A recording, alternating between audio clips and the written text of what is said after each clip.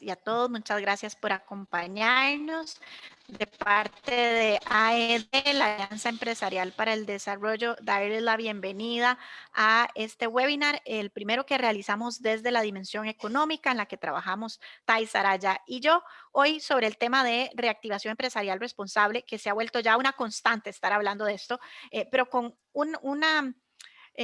dentro del tema de reactivación empresarial responsable con una connotación muy específica que tiene que ver con las estrategias para el crecimiento. ¿Y qué ha pasado ya ahora que tenemos un año de estar lidiando con la pandemia por el COVID-19? ¿Cómo podemos hablar de crecimiento en esta época, verdad? Durante este año que ha sido un año complicado para todas las personas. Hablar del tema de la reactivación empresarial responsable es fundamental para nuestra organización, para ED, pero también lo es para las organizaciones de la red centroamericana por la sostenibilidad, por lo que ustedes han visto que hemos de hecho compartido diferentes recursos, no solo desarrollados, sino también divulgado prácticas que son pertinentes para todos los países de América Central y de República Dominicana. Al mantenerse en esta sesión del webinar que está siendo grabada, ustedes nos dan su consentimiento informado de poder luego compartirles la grabación y de también poder compartirles el agradecimiento e información que de parte de RDP, la empresa que hoy nos acompaña y que hemos invitado para discutir estas lecciones aprendidas y recomendaciones muy prácticas para el crecimiento, les puedan compartir también información sobre la organización. Yo quisiera entonces, ¿verdad?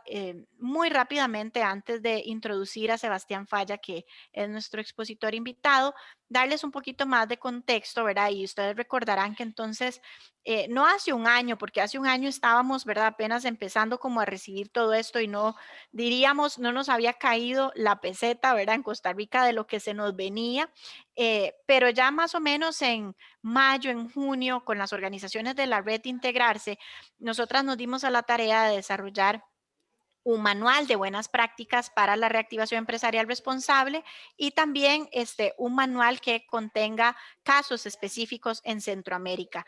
Entonces nos preguntábamos, ¿será que nos hemos preparado para retomar operaciones? ¿Qué podemos hacer? Y vean que decíamos retomado y qué pasó más bien con las organizaciones que nunca pararon, cómo lidiaron con ese enfrentamiento de la crisis y las diferentes acciones y los protocolos que nos decían las diferentes autoridades en nuestros países. Los resultados los hemos vivido en carne propia, ¿verdad? O sea, hemos visto temas de afectación en el empleo, la mortalidad de las empresas. Creo que para ninguno de nosotros es un secreto, ¿verdad? Salir y ver comercios a nuestro alrededor, el turismo, bueno, cómo ha sido afectado. Entonces decíamos, bueno, ¿cómo podemos prepararnos para lo que empezábamos a llamar la nueva normalidad? Lo que incluso doña Cristiana Figueres nos ha dicho, más bien el renacer, el repensar de nuestras organizaciones. ¿Qué podemos nosotros recomendar siempre con el propósito de la sostenibilidad en el centro y la toma de decisiones pensando en las personas, en nuestras partes interesadas? ¿Qué podemos entonces recomendarle a nuestras empresas asociadas y a las organizaciones con las que trabajamos? Y fue ahí entonces, ¿verdad?, donde surge la guía y el manual de las medidas responsables para la reactivación empresarial en Centroamérica y el Caribe.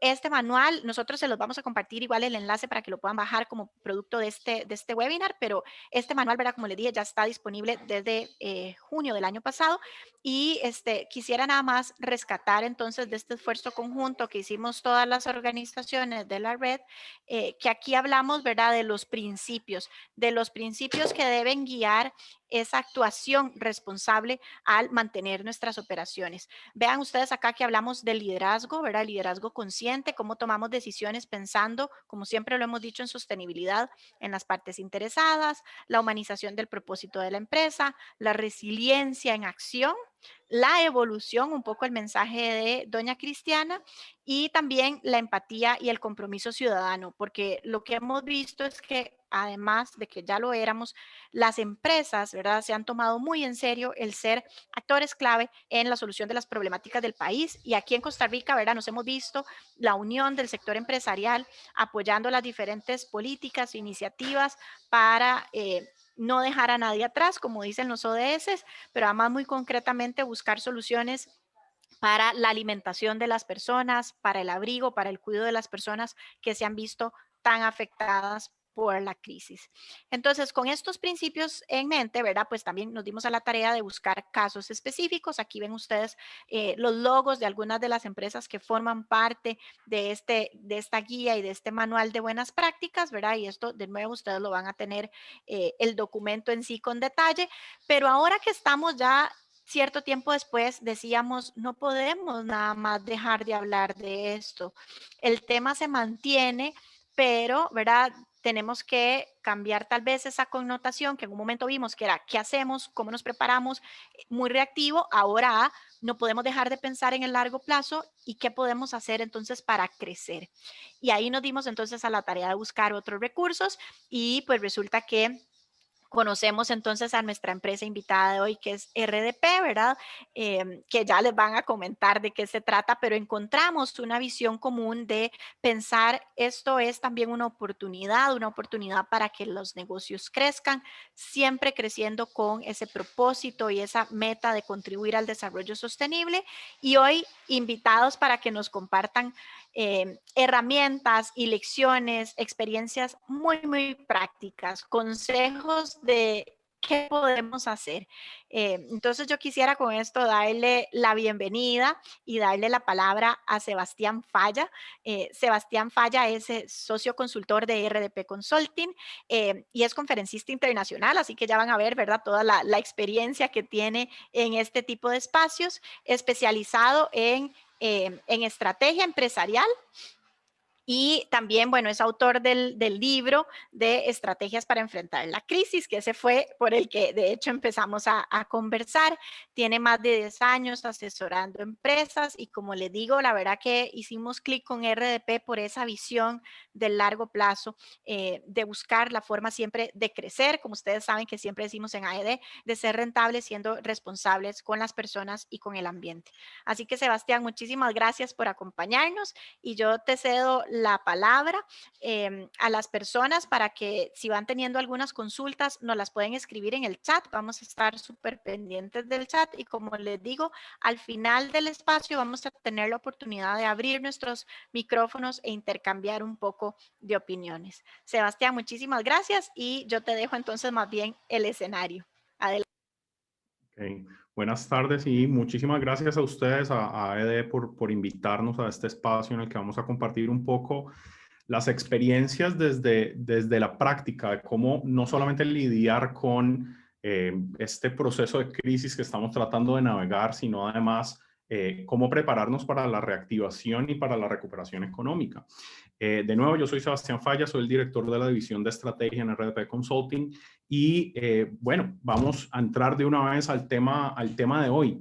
Y quiero remontarlos primero un poco al sentimiento de crisis en el que estuvimos en el 2020. Yo creo que todos estábamos viviendo cosas similares. La presentación el día de hoy va a ir en 3 etapas. Uno, esos aprendizajes que tuvimos de la experiencia en la gestión estratégica de crisis con varios de nuestros clientes de diferentes tamaños en múltiples industrias en la región. Y qué cosas aprendimos después de aplicar diferentes metodologías para poder gestionar esa crisis. La segunda parte va a hablar sobre qué se requiere para la recuperación. Yo creo que en este momento todos estamos pensando un poco en eso, en cómo, no solamente cómo vamos a reactivar la economía en general, sino como empresa, cómo vamos a aprovechar esa reactivación para redefinir lo que la empresa es y hace y redefinir su estrategia de crecimiento. Y eso nos lleva a la tercera parte de esta presentación que va a hablar sobre los errores que pueden detener el crecimiento de la empresa y que podrían afectarnos precisamente en esta etapa de recuperación. De nuevo, mi nombre es Sebastián Falla y es un placer estar con ustedes. Al final vamos a abrir un espacio para poder hacer preguntas, intercambiar un poco comentarios. Así que empecemos. La primera parte habla de aprendizajes de la gestión de crisis y cuando nos vamos mentalmente unos meses atrás, en el 2020, yo creo que todos estábamos sintiendo lo mismo, todos estábamos diciendo, me quiero bajar de este bus, no me está gustando lo que está pasando, no sé cuál es el efecto en términos de salud pública, no sé las políticas del gobierno si funcionan, no funcionan, cuándo va a llegar la vacuna. Yo creo que todos estábamos igual básicamente el año pasado con este sentimiento de incertidumbre. Ahora, en el nivel de las empresas, ese mismo sentimiento se estaba viendo de forma generalizada. Estaban cerrando y siguen cerrando empresas por doquier. Y nos dimos cuenta que no estábamos preparados para una crisis de este tipo. Muchas empresas decidieron lidiar con esta situación de diferentes maneras y vamos a hablar un poquito de eso. Ahora, ¿qué sigue? O sea, ¿será que seguimos hablando de crisis o el discurso debería estar ahora concentrado en la recuperación, en la reactivación? Nosotros consideramos que todas las empresas pasaron por o están pasando por 3 etapas diferentes durante el proceso de crisis. La primera etapa fue escondernos debajo de la cama, recortar gastos, gestionar un poco el riesgo, no sabemos qué va a pasar, pero entonces queremos escondernos un poco y parar todo para ver qué es lo que sucede. Eso nos da un periodo de vida muy, muy corto en las empresas, esa estrategia de gestión de gasto para poder enfrentar una crisis. Eventualmente las empresas tienen que pasar a una siguiente etapa y la siguiente etapa fue el modo guerrero, modo gladiador. No, me tengo que salir debajo de la cama, tengo que ir a la calle, tengo que luchar, tengo que buscar cómo reinventar el negocio y cómo navegar esta crisis de forma efectiva, no solamente sobrevivir, sino tratar de sobresalir durante la crisis. Y finalmente, la tercera etapa en la que muchas empresas están entrando en este momento, o muchas empresas deberían estar entrando en este momento, es la zona Zen. La zona Zen es cuando las empresas ya vuelven de nuevo a sus raíces, vuelven a considerar de qué están hechos. Básicamente, vuelven a conectar con su propósito y dicen, ok, sí, hay que navegar la crisis, pero no podemos perder de vista el largo plazo. Y la reactivación económica nos tiene que llevar hacia algún lugar. Entonces la zona Zen es ese momento en el que la empresa conecta con lo que es, conecta con su esencia y vuelve a plantear una estrategia de crecimiento a partir de esto.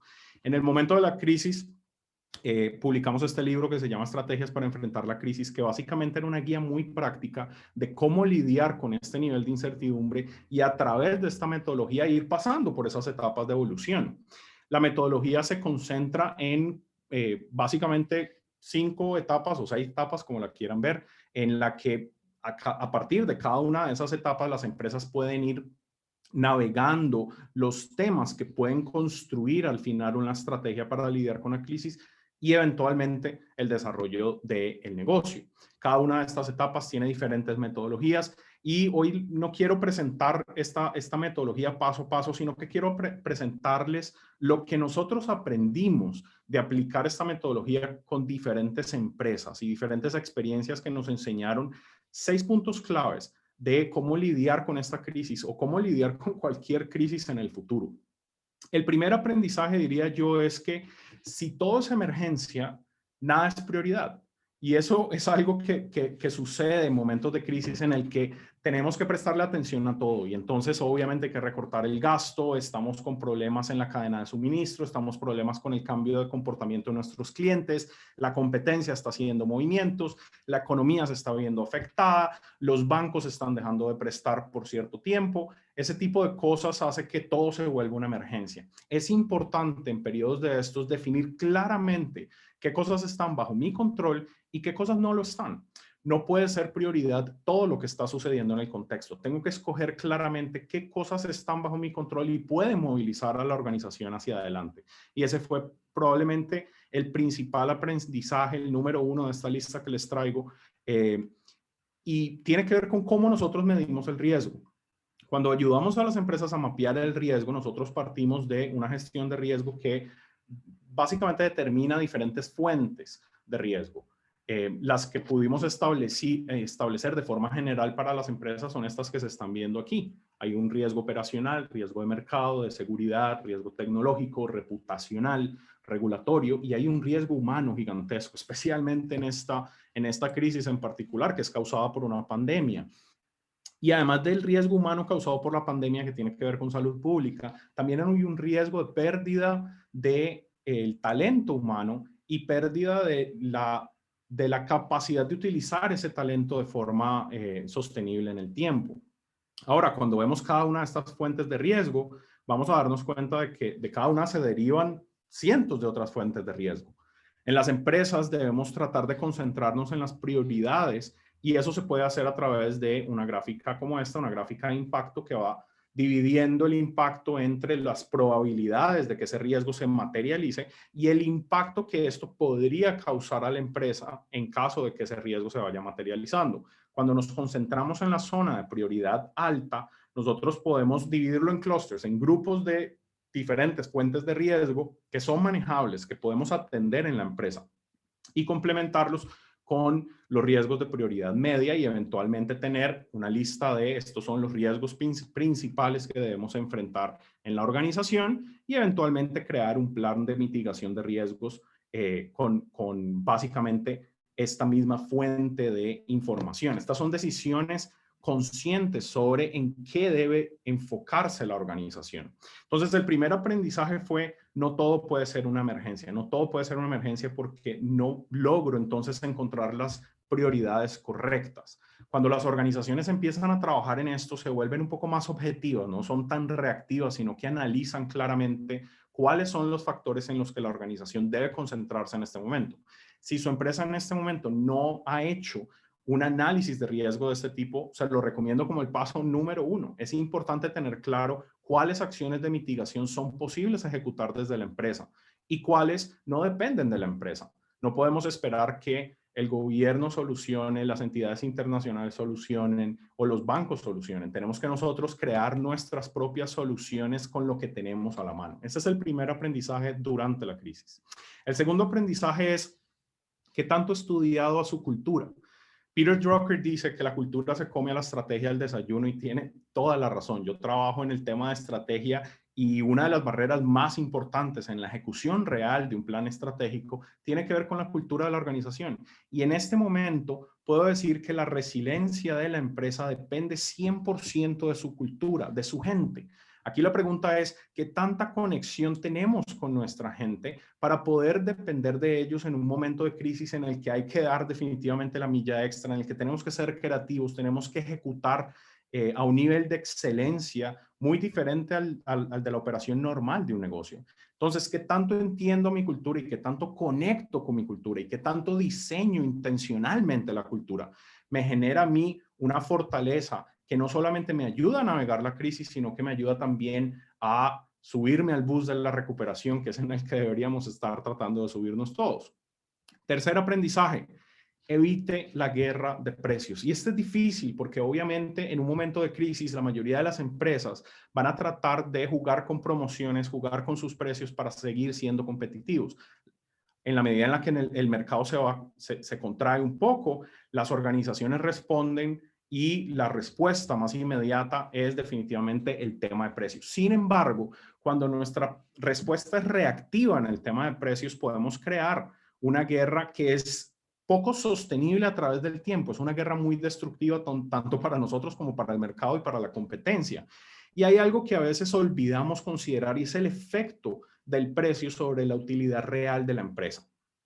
Una mejora de un solo punto porcentual en el precio puede traernos un impacto de 11 puntos porcentuales en utilidad neta. Sin embargo, una mejora de un punto porcentual en costos variables solamente tiene un efecto de 7.8, el volumen de ventas 3.3, costos fijos 2.3% sobre la utilidad real. Ahora, piensen en esto, estamos reduciendo los precios para proteger el volumen, pero si estamos viendo los datos que presento en esta gráfica que vienen del Professional Pricing Society, nos damos cuenta que tal vez la protección del precio es lo más favorable a través del desarrollo de la empresa y especialmente durante la etapa de recuperación. Ahora, cuando protegemos el precio, tenemos que tener claro que lo que vendemos no es un producto en sí mismo, un servicio en sí mismo. Lo que estamos vendiendo es un efecto que tiene el mercado. Y aquí se los pongo de esta forma. Nadie quiere ir a comprar una broca de 1/4 de pulgada. Nadie se levanta pensando, quiero, deseo, me estoy muriendo por tener una broca de 1/4 de pulgada. No, lo que la gente quiere es un hueco en su pared de 1/4 de pulgada. Y de hecho la gente no quiere un hueco en la pared de 1/4 de pulgada. Lo que la gente quiere es colgar una foto de esa persona que es su ser más querido. Entonces, Si entendemos la diferencia entre cada uno de estos, nos damos cuenta que proteger el precio no es necesariamente proteger el precio implícito en el producto y servicio, sino proteger el efecto que ese producto y servicio tiene sobre nuestros clientes. De esa manera podemos alinear mucho mejor la comunicación de la empresa, su estrategia comercial y blindar un poco la relación que tenemos con los clientes. Ese fue uno de los aprendizajes que tuvimos precisamente durante el periodo de crisis. El cuarto aprendizaje que tuvimos es indispensable ser impecable en el servicio. El 85% de los CEOs considera que esta crisis del COVID-19 va a traer cambios importantes en los patrones de comportamiento de los clientes. Esto puede sonar obvio, pero lo estamos viendo en todo momento. Cómo compramos, cómo tomamos decisiones de compra, cómo comparamos entre diferentes empresas. Ahora, las empresas que trabajan conscientemente en el servicio están considerando de una forma más ágil los cambios en el comportamiento del cliente. Para muchas empresas esos cambios van sucediendo y cuando se dan cuenta que el cliente está cambiando o que cambió sus cambios de comportamiento puede ser muy tarde. Tal vez la competencia ya tomó delantera, ya hizo lo que tenía que hacer para poder alinearse. Y aquí les pongo el ejemplo de uno de nuestros clientes en la industria de decoración de interiores, en la que tiene productos maravillosos de una calidad muy superior a la competencia, pero que lastimosamente estaba teniendo algunos problemas en su experiencia de cliente. Muchas ventas se veían afectadas por estos pequeños errores que se iban cometiendo en la experiencia del cliente. Sin embargo, uno de los puntos centrales durante la crisis no fue trabajar en ajustar gastos, en recortar planilla, no fue trabajar en gestionar el riesgo externo con proveedores y ese tipo de cosas. Eso fue parte de la agenda, pero lo principal fue asegurarse de que la experiencia del cliente fuera realmente ejemplar. Y esto tiene que ver mucho con la conexión que nosotros tenemos con el cliente para entenderlo y hacer los ajustes que tenemos que hacer constantemente. Este cliente no solamente pudo navegar ese periodo de crisis sin tener una afectación tan grande como la de su industria, sino que de hecho cerró el 2020 con uno de sus mejores meses de venta en la historia de la empresa. Entonces, trabajar en esto no solamente es una garantía para poder navegar en estos procesos de crisis, sino también para poder sobresalir en el mercado. El siguiente aprendizaje es: comience a experimentar. A las empresas nos da mucho miedo experimentar e invertir en la innovación, pero y especialmente en un momento de crisis es difícil justificar inversiones en innovación.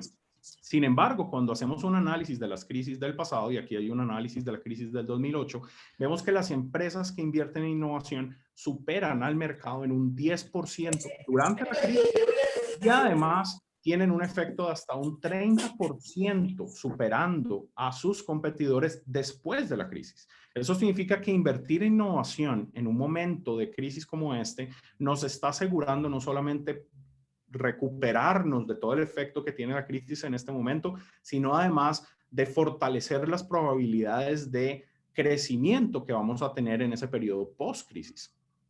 De hecho, esto lo respalda un estudio que se hizo en el 2010 de Ranjay Gulati, en el que él estudió las crisis económicas del pasado, varias crisis económicas hacia atrás, y trajo una conclusión sobre cuáles son las estrategias que funcionan para poder lidiar con una crisis desde la empresa. Y entonces habla de cada una de las estrategias y sus probabilidades de éxito. Ahora, probabilidad de éxito él la define no solamente con no murió durante la crisis, sino que además de eso logró superar a su competencia y crecer a más de 10 puntos porcentuales por encima de la competencia después de la crisis. Ese es el parámetro para definir probabilidad de éxito. La estrategia número 1, la que todo el mundo empezó a implementar a principios del año pasado, fue recorte de gastos, incluido despidos. La probabilidad de éxito de esta estrategia es de un 21%. Ahora, esto se compara con las empresas que invirtieron en innovación y mercadeo durante la crisis. La probabilidad de éxito de esta estrategia es de un 26%, muy por encima de solamente recortar gastos.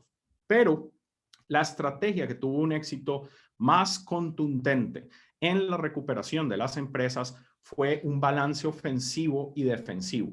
Enfocarse no en recorte de gastos, sino en eficiencia operativa, en la adquisición o mejoramiento de activos productivos y una inversión considerable en innovación y mercadeo. Las probabilidades de éxito de esta estrategia son de un 37%, muy por encima de las otras dos estrategias que estamos presentando. Por lo tanto, el balance de las decisiones que tomamos durante un periodo de crisis o recuperación como este tienen que ver mucho sobre cómo estamos invirtiendo en el futuro, invirtiendo en las capacidades, los habilitadores estratégicos que nos van a permitir aprovechar la recuperación. El siguiente aprendizaje fue: entienda la rentabilidad real. Y aquí la rentabilidad real habla sobre todo ese portafolio de productos y servicios que tenemos disponibles. Hay una diferencia de cuáles de esos son más rentables que otros. Esto lo vimos con una empresa de la industria de insumos alimenticios, en el que durante la crisis había una gran fuerza por empujar a los vendedores a colocar el producto que sea, pero colocarlo en la calle. Obviamente queremos vender y el volumen de ventas es importante, entonces la presión era: venda lo que sea, pero vaya a vender. El problema con esto es que cuando hicimos un análisis de rentabilidad real, podemos construir una gráfica que se llama un análisis de cola larga, en el que vamos categorizando los productos de los más rentables, los que generan más rentabilidad real, a los menos rentables. Y nos dimos cuenta que en la cola larga, en la punta de esa gráfica, teníamos un grupo importante de productos que no eran rentables realmente, porque la administración de ese portafolio resultaba en pérdidas después de que restamos el costo de ventas y el gasto operativo general. Al seleccionar un portafolio de productos verdaderamente rentable, lo que hicimos fue multiplicar la capacidad de creación de utilidad real para la empresa, aunque el volumen de ventas no estuviera aumentando considerablemente. Es importantísimo en un periodo de recuperación concentrarnos en aquellas cosas que realmente son rentables en nuestro portafolio, escoger y gestionar una estrategia de pruning agresivo. Una estrategia de pruning es básicamente ir sacando del portafolio aquellos productos que no suman a mi estrategia y que no son verdaderamente rentables. Ahora, en general, de todos estos aprendizajes, yo diría que los elementos centrales son dos: introspección y empatía. El tema de introspección tiene que ver con la capacidad que nosotros tengamos de retar las decisiones estratégicas que el negocio toma día a día, la capacidad de entender lo que somos, de lo que somos capaces, y entender a la gente que es parte de la organización y las capacidades con las que nosotros contamos. Y finalmente, empatía, que tiene que ver con esa cercanía que nosotros tenemos, no solamente con nuestros clientes, sino con otros stakeholders. Cómo nos ponemos en sus zapatos para poder crear estrategias y alianzas en conjunto que nos puedan ayudar a darle fundamento a ese crecimiento. Esos fueron los aprendizajes más importantes durante el periodo de crisis del año pasado. Pero ahora vamos a la segunda parte de esta presentación, que es recuperación económica. ¿Cómo me preparo para la recuperación y la reactivación de mi empresa? Y para esto debería decir que la recuperación implica alineación a diferentes niveles. El crecimiento, de hecho, implica alineación en tres tipos de pensamiento distintos que les voy a presentar aquí en esta pirámide. Estos son los tres tipos de pensamiento gerencial que requieren una empresa para realmente generar crecimiento y, en este caso, recuperación económica. En la base de la pirámide tenemos el pensamiento táctico, que se enfoca en la operación del día a día. El siguiente nivel es pensamiento estratégico, que se enfoca en maximizar el retorno de cada posición estratégica. Y finalmente, en la punta de la pirámide tenemos el pensamiento transformacional. Y el pensamiento transformacional se enfoca en la visión de largo plazo, en la evolución del negocio a través del tiempo. Y en este momento, la transformación es uno de los requisitos principales para poder subirnos al bus de la recuperación. Ahora, ¿cómo se ve esto de otra manera? Pensemos en que hoy estamos en una situación en particular y queremos crecer. Ahora, el problema es que si nosotros decimos que queremos crecer y no hay una estrella de norte clara de hacia dónde queremos crecer o contra qué comparamos ese crecimiento, vamos a tener probablemente avances, vamos a dar pasos en alguna dirección, pero muchas empresas terminan midiendo el crecimiento con métricas que no necesariamente están alineadas con su visión de largo plazo, con el propósito de la organización o con un desarrollo real del negocio. Esto es lo que nosotros llamamos el espejismo de la espiral. Y muchas empresas están en el espejismo de la espiral aún antes de la crisis, en el que cualquier elemento adicional de ventas es suficiente para emocionarme, pero muy pocas veces nos cuestionamos de si estamos creciendo en ventas, en qué dirección estamos creciendo. Ahora, cuando hay una estrella de norte clara, cuando tenemos un propósito central que todos entendemos y tenemos algo con qué comparar nuestro desarrollo, es mucho más claro si el crecimiento se está dando en la dirección correcta. Y si gestionamos ese crecimiento, podríamos no necesariamente ir en línea recta, que es muy difícil, tenemos que zigzaguear, tenemos que dar pasos hacia atrás, porque obviamente hay que navegar con un contexto y ese contexto nos hace generar algunos movimientos, pero eventualmente sabemos si vamos en la dirección correcta. Eso es pensamiento transformacional, básicamente, esa autopista hacia el largo plazo. Ahora, pensamiento estratégico es cuando yo logro encontrar las posiciones que puedan maximizar la generación de valor en ese camino de largo plazo, en ese camino hacia el propósito de la organización. Y el pensamiento táctico es básicamente la manera en la que yo conecto un punto con el otro, la manera en la que yo logro alinear la operación del negocio, el día a día del negocio, el torbellino del negocio, para poder dar los pasos que se requieren en un cambio en su posición estratégica. Eso es básicamente lo que necesitamos alinear para poder crear un crecimiento sostenido en el tiempo. Ahora, vamos a ver algunos elementos de cada uno de esos tipos de pensamiento. Empecemos por el pensamiento transformacional. El principal ingrediente en el pensamiento transformacional es un propósito claro y esto es indispensable. Las organizaciones que no tienen un propósito claro no tienen esa facilidad de cuestionar si su desarrollo está alineado con una visión más grande que ellos mismos, una visión que trascienda el negocio inmediato en el que están involucrados. El propósito, de la manera como nosotros lo definimos, es el para qué de una empresa. No es el por qué de una empresa, porque si yo pregunto por qué existe su empresa, pues probablemente me va a contar la historia de que hace 50 y pico de años un señor empezó la empresa y hizo esto, esto y esto. Ese es el por qué. Pero cuando yo pregunto el para qué, me hace pensar en el futuro, en cuál es la función que cumple. De hecho, la forma como Aristóteles lo describe es que el propósito yace en la intersección entre nuestros talentos y las necesidades del mundo. De la misma manera, entonces, para encontrar el propósito de nuestra organización, necesitamos contestar dos grandes preguntas. Una es, ¿quién soy como empresa? ¿Con qué cuento? ¿Qué me hace único? Y finalmente, ¿qué necesita el mundo y qué función cumplo yo en el mundo? En la intersección de estas dos preguntas, ahí es donde está el propósito. Y el propósito desde nuestra óptica es claridad estratégica absoluta. Es una claridad inmensa sobre cada decisión que yo tomo. Es la manera en la que yo evalúo lo que digo, lo que hago, lo que pienso como organización. Y cada decisión viene a partir de ese nivel de alineación. Ahora, el propósito de un sistema es lo que el sistema hace. Entonces, el propósito de una licuadora es, pues, licuar. Ese es el propósito de una licuadora. Sin embargo, para una empresa, el propósito trasciende su propio sistema, porque se enfoca no en lo que hace y cómo lo hace, sino en el efecto que tiene en otros. Y aquí podemos hablar de la historia que ya es un poco cliché, pero es la historia de fracaso de Kodak. Kodak estaba concentrado más en su sistema. Su sistema era la fabricación de rollos fotográficos. Entonces, cuando llegó la invención de la cámara digital, ellos no lograron trascender su sistema y darse cuenta que lo que Kodak fabricaba no era necesariamente rollos fotográficos, lo que fabricaba era la capacidad de capturar momentos con seres queridos, capturar memorias. Si se hubiera enfocado en un propósito así de grande, probablemente se habría dado cuenta de que debía trascender su sistema. Sin embargo, ese no fue el camino que tomó Kodak. Y de hecho, como dato curioso, la cámara digital se la inventó una persona que trabajaba en Kodak. Él fue el inventor de la cámara digital. Y cuando lo presentó a la junta directiva, la respuesta de la junta directiva fue, no, eso no nos interesa porque nosotros hemos trabajado por muchísimos años en hacer nuestros procesos de fabricación de rollos fotográficos muy, muy eficientes. No lograron trascender su sistema. En este momento, a muchísimas empresas se les está retando su sistema.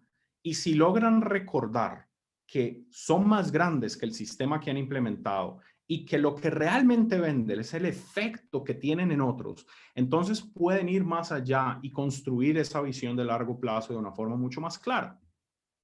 El siguiente ingrediente del pensamiento transformacional es la ambición de largo plazo. Mi propósito es una guía de la estrella de norte, pero la pregunta es, ¿y hasta dónde quiero llegar? Muchos clientes nos dicen, es que queremos crecer.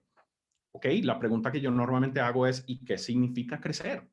O cuando una empresa llega a los resultados de final del año y empiezan a celebrar por lo que lograron y decir, es que crecimos un 12%, esto sucedió recientemente, crecimos un 12% el año pasado.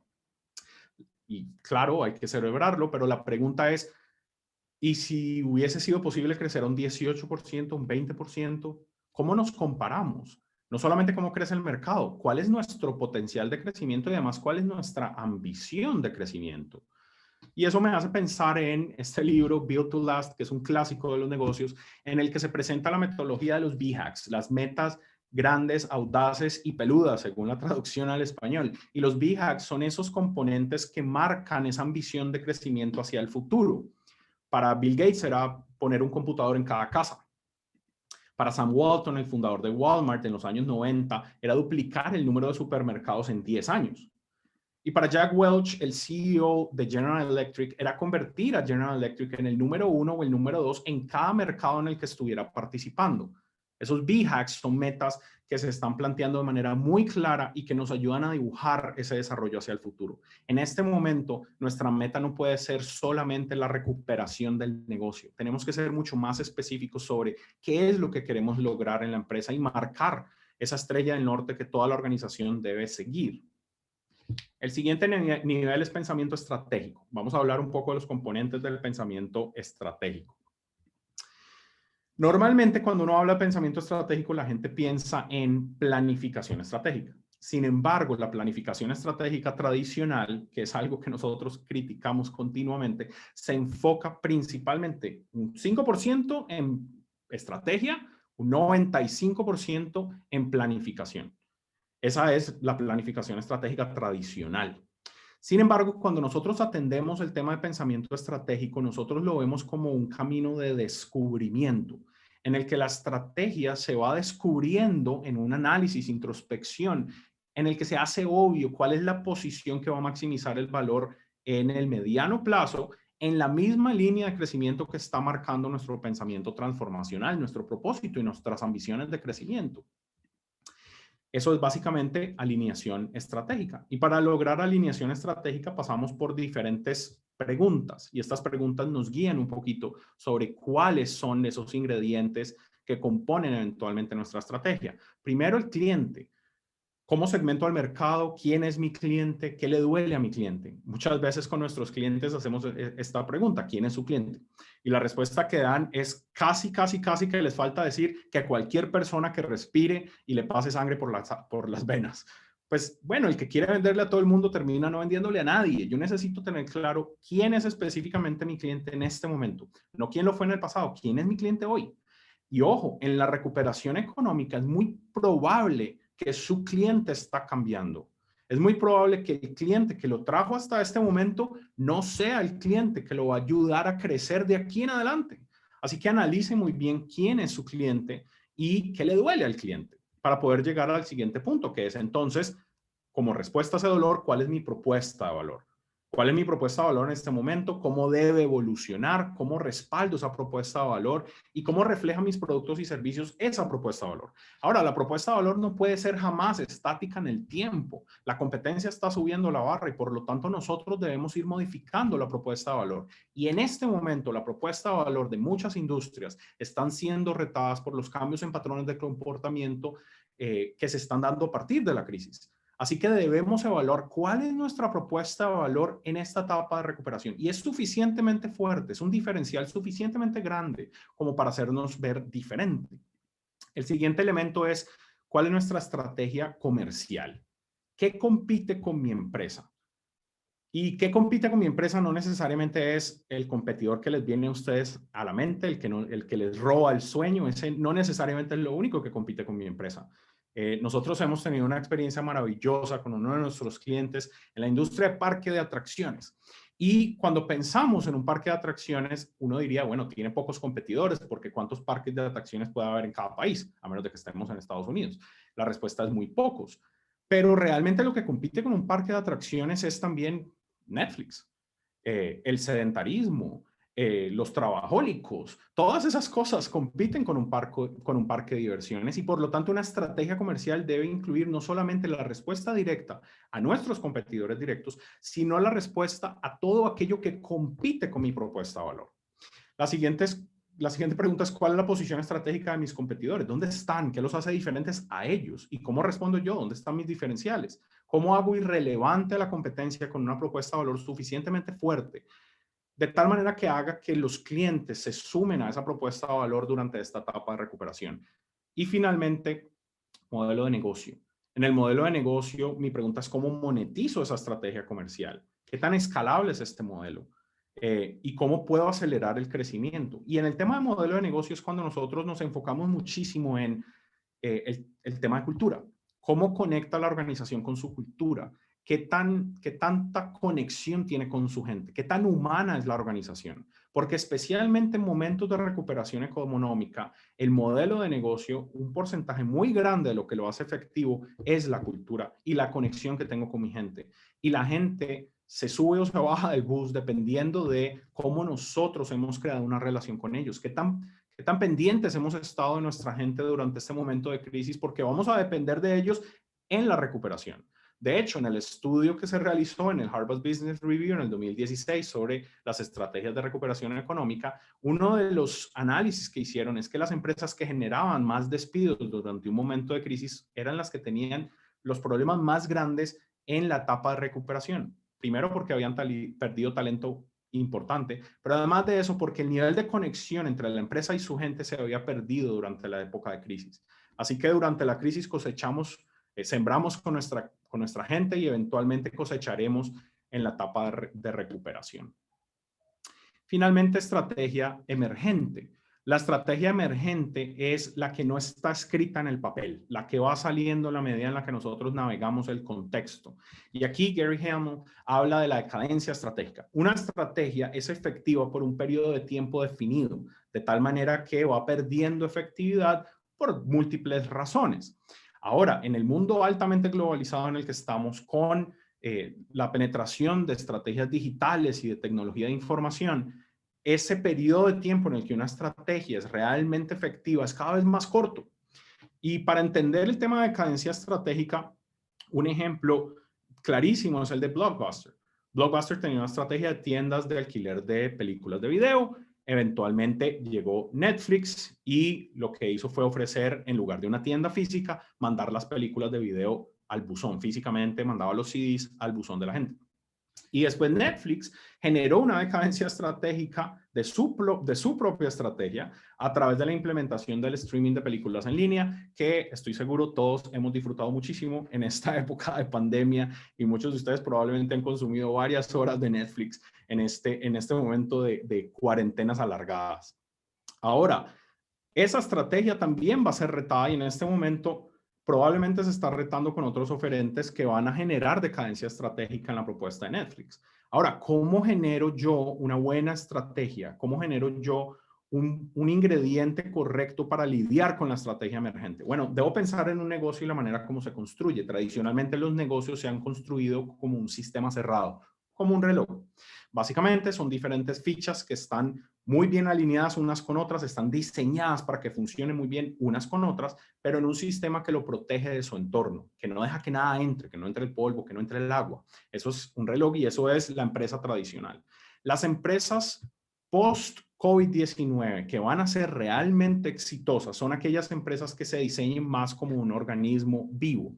Son empresas que tengan la capacidad de generar conexión con su entorno para aprender de él. Y no solamente estoy hablando de procesos de innovación, aunque es una parte importante de la fórmula. Estoy hablando de organizaciones que conectan con la gente y con su contexto, las que tienen la capacidad de escucha, las que tienen la capacidad de aprendizaje, experimentación y las que están realmente conectadas con el lado humano de su negocio y pueden nutrirse de él. Esas son organizaciones que aprenden y que pueden evolucionar. Y lo que viene en este futuro de recuperación es un darwinismo puro. No va a ser La más fuerte de las empresas, las que sobreviven, y tampoco la más inteligente. Las empresas que sobreviven van a ser aquellas que sean capaces de adaptarse mejor al cambio. Y adaptarnos al cambio implica una conexión genuina y directa con nuestro propósito y con la organización y con la gente que tiene contacto con la empresa. Y finalmente, pensamiento táctico. En el pensamiento táctico hablamos de cadencia en ejecución. Y cadencia en ejecución es cómo llevamos el día a día de toda esta estrategia, cómo la hacemos una realidad. Y va a ser indispensable subir la barra de la excelencia para nuestras empresas en los próximos meses y en los próximos pocos años. Siempre hay más ideas que capacidad de ejecución y eso va a suceder en la etapa de recuperación. Tenemos que escoger muy bien en qué nos vamos a enfocar. Y aquí me encanta el ejemplo de Nick Saban, que es uno de los directores técnicos de fútbol americano más exitosos de la historia. Y él habla de algo que le llama el proceso. Y para Nick Saban el proceso es el enfoque que hay en cada jugada. Una jugada de fútbol americano dura más o menos 7 segundos. Eso es todo. Una jugada de 7 segundos que lo que busca es ganar una yarda más, unas cuantas yardas más. Eso es todo. Una de las cosas que le dice Nick Saban a sus jugadores es no se concentre en ganar la temporada, mucho menos se concentre en ganar este partido. Concéntrese en los próximos 7 segundos. Eso es todo. En cómo ejecutar a la perfección esos 7 segundos para ganar una yarda más. Y eso es lo que va a tomar en el mundo corporativo la recuperación económica. Esa capacidad de sentirnos orgullosos por cada jugada, ese enfoque impecable en los próximos 7 segundos del partido que nos ayuden a ejecutar nuestra estrategia de crecimiento. Y finalmente, la tercera y última parte de esta presentación es cuáles son los errores que tienen el crecimiento hacia el futuro. Es interesante porque ahora las empresas van a empezar a implementar estrategias de recuperación, estrategias de crecimiento, pero una de nuestras preocupaciones es que las empresas vuelvan a cometer los mismos errores que estábamos cometiendo en el mundo precrisis. Y esos errores detienen el crecimiento y detienen la capacidad de que todas estas estrategias surtan algún tipo de efecto. Y por esa razón, de hecho, justo esta semana estamos lanzando el libro Errores Estratégicos que detienen el crecimiento, que les vamos a enviar a todos los que están presentes aquí para que puedan leerlo. Son casos prácticos que se enfocan en los 20 principales errores estratégicos que detienen el crecimiento de las empresas, contados desde la experiencia y con soluciones para cómo evitarlos. Ahora, estos 20 errores que presentamos en el libro se dividen en 3 grandes categorías. La primera son los errores de percepción. Los errores de percepción son aquellos que demuestran el nivel de subjetividad que a veces hay en las empresas. Nos cuesta tener una percepción disciplinada de nuestro entorno y de nosotros mismos. Los errores de percepción tienen que ver con, por ejemplo, pensamiento o mentalidad fatalista. Y eso sucedió mucho en la crisis. Las empresas que se metieron debajo de la cama, cortaron los gastos al máximo y dijeron, esto se acabó el partido, se hundió el barco. Esa mentalidad muy probablemente tuvo un efecto peor sobre la empresa que la propia pandemia. Entonces, ese es uno de los errores de percepción, pero hay otros errores de percepción que tienen que ver con, por ejemplo, el narcisismo de muchas empresas de creerse Superman. Es que somos muy grandes para fracasar. Muchas han dicho eso en el pasado y sin embargo son pocas las empresas que tienen 100 años o más. Ahora, cuando una empresa comete un error de percepción de este tipo, empieza a considerar que su propia inteligencia estratégica es suficiente para navegar una crisis o para navegar la recuperación. Deja de escuchar a la gente que tiene al lado, deja de conectar con la gente que es parte de la empresa, deja de conectar con otros stakeholders para poder aprender, para poder compartir información, para poder claramente medir con diferentes termómetros lo que está sucediendo y de esa manera reaccionar. Esos son a grandes rasgos los errores de percepción. La segunda categoría de errores son los errores de visión. Los errores de visión, el principal es una falta de propósito claro, una falta de entender quién soy yo como organización, cuál es mi esencia, cuál es el papel que yo juego en el mundo, cuál es el impacto que tengo en mi entorno. Esa falta de visión nos roba de esa estrella del norte contra la cual comparamos el desarrollo de nuestra organización hacia el futuro. Y en esos errores de visión, nosotros también cometemos otros como falta de ambición o falta de una visión clara, falta de comunicar nuestra visión a la organización. No es suficiente tener un propósito claro. Toda la organización tiene que vivirlo, sentirlo, respirarlo y hablar de él continuamente para que pueda surtir el efecto que estamos buscando. Esos son los errores de visión. Y finalmente, los errores de ejecución. Y los errores de ejecución son todos aquellos que tienen que ver con esos 7 segundos de los que habla Nick Saban. Esa falta de atención al cliente, falta de entender a nuestra gente, falta de entender el precio correcto, el producto correcto, la experiencia del cliente, falta de innovar, falta de invertir en las cosas correctas, falta de invertir dinero donde debo invertirlo. Y en este proceso de recuperación económica, lamentablemente sin cacao no hay chocolate. Si las empresas no son suficientemente atrevidas para invertir en los habilitadores estratégicos correctos, entonces difícilmente van a poder subirse al bus de la recuperación y van a tener un proceso mucho más lento y complicado para navegar esta situación post-crisis. Así que básicamente esas son las 3 grandes categorías que nos van a llevar durante el proceso de la recuperación a esa zona zen en la que logramos una alineación con el futuro, alineación con la gente, nuestra gente, la gente que tiene contacto con el negocio y con nuestro entorno. Esta zona zen de crecimiento es la que puede educar de una manera más efectiva las decisiones que tomamos en la dirección correcta. Y esto es a lo que queremos llegar, ese nivel de alineación de los 3 tipos de pensamiento, definiendo cada uno de los elementos que hemos mencionado en esta presentación. Así que básicamente esa es en un breve resumen muy rápido de nuestras experiencias durante la crisis y lo que en este momento estamos trabajando para apoyar a las empresas a construir una estrategia de crecimiento y recuperación económica efectiva hacia adelante y más bien ahora un espacio para poder contestar cualquier pregunta que puedan tener o comentario. Muchas Mil gracias. gracias, Sebastián. Gracias a vos más bien y por estas recomendaciones tan prácticas.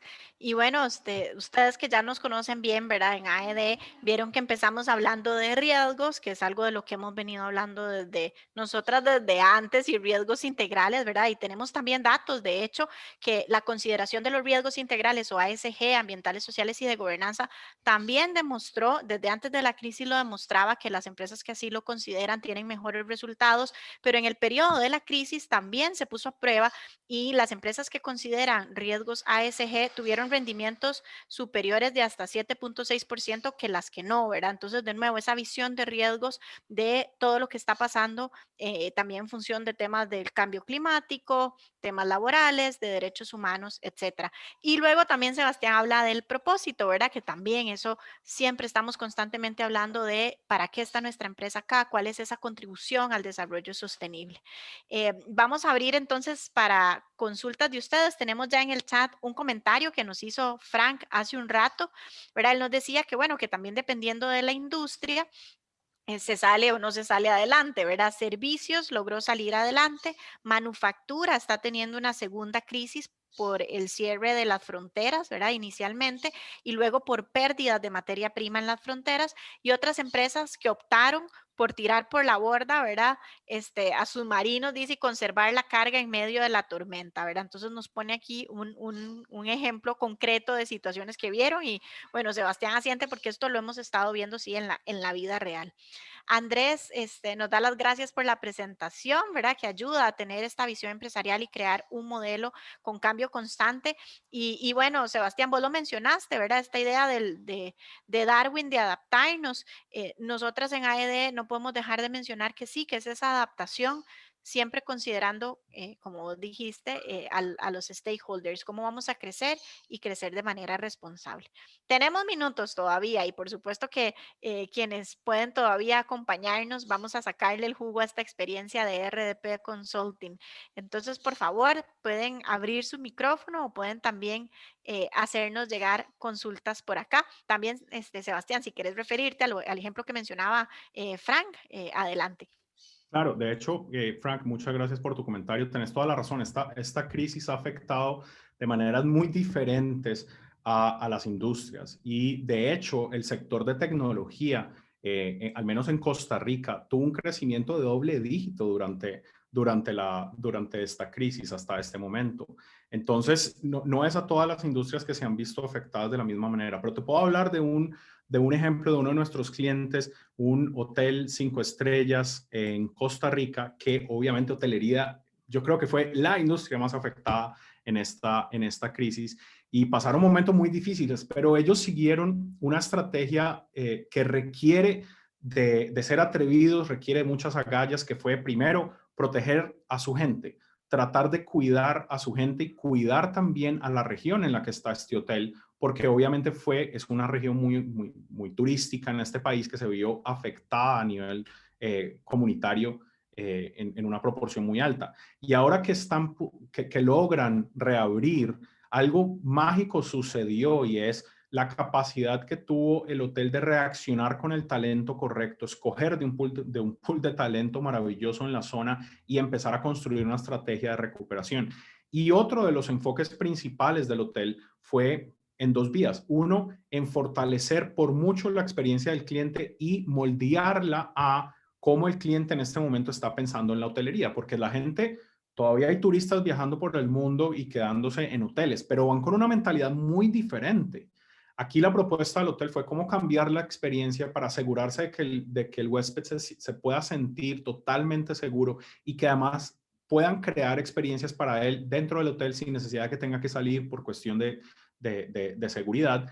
Y eso lo que hizo fue incrementar el ticket promedio por huésped en proporciones significativas, porque ahora el huésped se sentía muy cómodo en el hotel, podía no salir y empezaba a consumir más, mucho más de lo normal, de lo tradicional en este hotel, y el ticket promedio subió y este hotel logró recuperarse en una proporción mucho mayor a los hoteles de la zona en categorías similares. Entonces tiene que ver con ese enfoque estratégico de cuáles son las pocas tuercas que puedo darle vuelta para poder no solamente navegar la crisis, sino además sobresalir y superar a la competencia y además de eso salir más fuerte al otro lado, que esa debería ser la meta de todas las empresas. Pasar por esto, sí, sobrevivir, sí, pero salir mucho más fuerte al otro lado.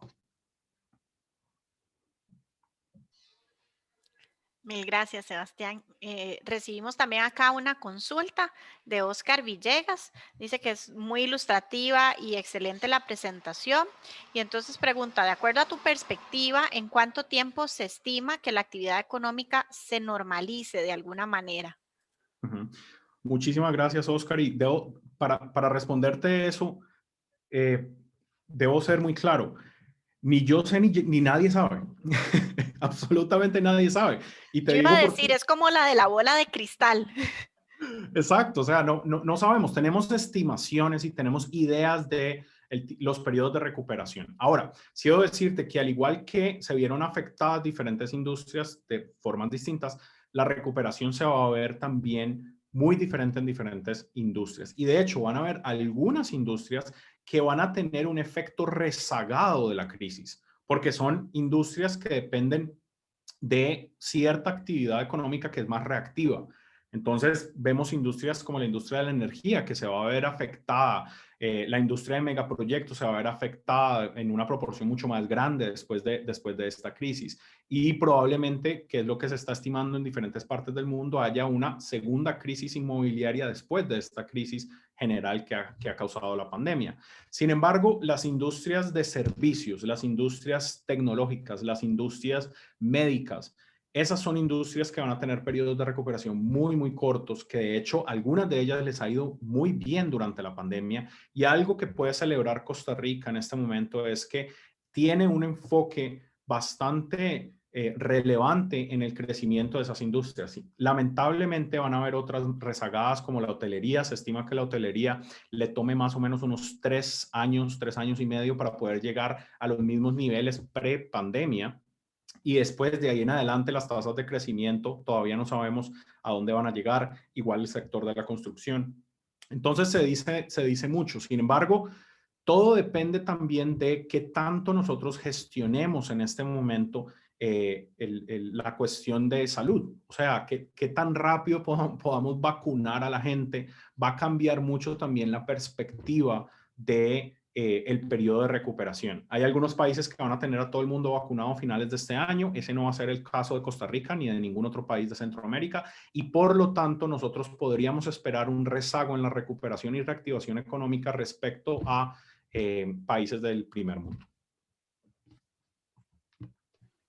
Muchas gracias, Sebastián. ¿Alguna otra consulta que tengan? ¿Algún comentario? Estamos ya sobre la hora, pero no queríamos, ¿verdad?, dejar pasar esta oportunidad de conocer estas recomendaciones tan prácticas y, como ven ustedes, pues también alineadas a la visión de conducta empresarial responsable que promovemos desde AED. Así que bueno, tenemos chance para una consulta más, algún comentario. Si alguien dice, no puedo irme de acá, vean que ya van a recibir el libro, ¿verdad? Pero algo que quieran preguntarle directamente a Sebastián, aprovechando que está acá con nosotros. Recibimos la pregunta de Leonardo.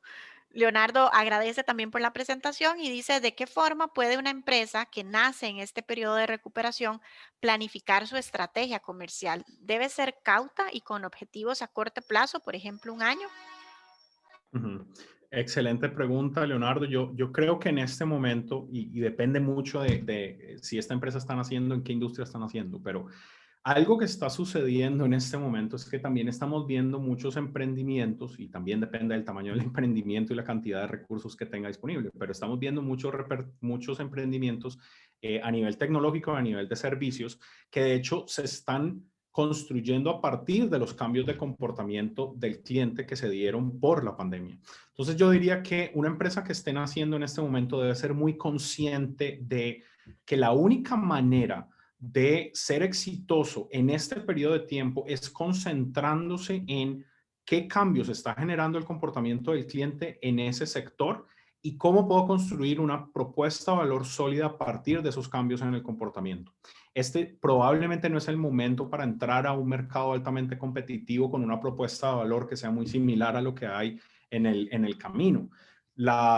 También el acceso a nuevos recursos en este momento va a ser muy complicado. Los bancos se tienen que poner un poquito quisquillosos en brindar los recursos correctos. Aún los inversionistas se están poniendo bastante quisquillosos sobre en dónde ponen sus recursos. Entonces yo creo que en este momento me concentraría principalmente en dónde conecto con los cambios en patrones de comportamiento del cliente y cómo toda mi estrategia debe fortalecer esa propuesta de valor durante el primer año, que tiene que ser inevitablemente un año de mucho aprendizaje, de hacer ajustes y mucha experimentación. Entonces, cuando nosotros hablamos de la creación de una estrategia de crecimiento clara, es un poco diferente cuando estamos hablando de un negocio que no tiene inercia, sino que tiene que partir de cero. Debe tener una propuesta muy, muy clara y básicamente no salir al mercado hasta que esa propuesta no sea suficientemente sólida como para crear una diferencia. Y en este momento la diferencia ganadora es toda aquella que se concentre en los patrones de comportamiento que han cambiado a partir de esta crisis.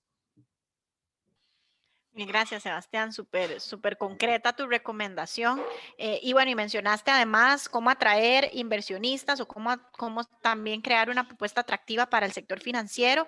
Ahí, de nuevo, no puedo dejar de mencionar, ¿verdad?, que el sector financiero en movimiento, en finanzas a nivel internacional, ahora que decías que están siendo, ¿verdad?, más cuidadosos de dónde colocan su dinero, tiene que ver también con esa conducta empresarial responsable. Así que enfóquense también, y esto desde el emprendimiento lo podemos lograr, en cómo vamos a tener una gestión integral y cómo vamos a hacer una rendición de cuentas clara y transparente, porque eso va a ser un atractivo también a la hora de buscar personas inversionistas. Eh, Totalmente de acuerdo. Y además de eso, yo creo que se respalda un poco con los resultados durante la crisis y previo a la crisis. O sea, las empresas conscientes tienen resultados financieros que son 4.3 veces superiores al estándar del mercado.